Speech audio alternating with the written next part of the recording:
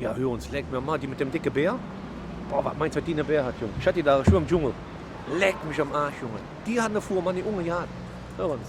Ey, wenn du überlegst, so, muss man vorstellen, ich bin mit der nach Hause. Dann ist die da, ich sehe sie da unten, dann sehe ich hier eben duschen, ne? Da ist die Dusche, ja, ne? Dann sehe ich Unge, die Couch ist zu, ne?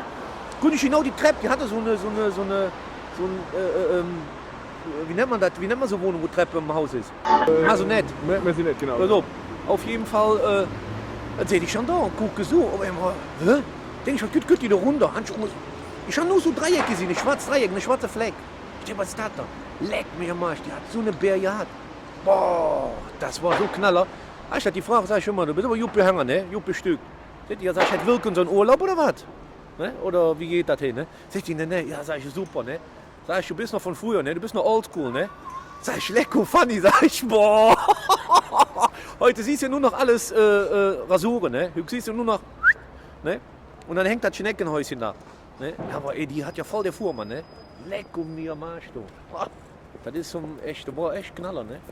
Also, War das mehr so eine Landebahn oder war das schon so richtig? Nee, wie eine Landebahn, da war eine Dschungel, wo da war keine Landebahn, hallo? Da war nicht mehr ein Black. Lecko mio, ey, ne? Die hat richtig, ey. Ach, Wahnsinn, hör uns.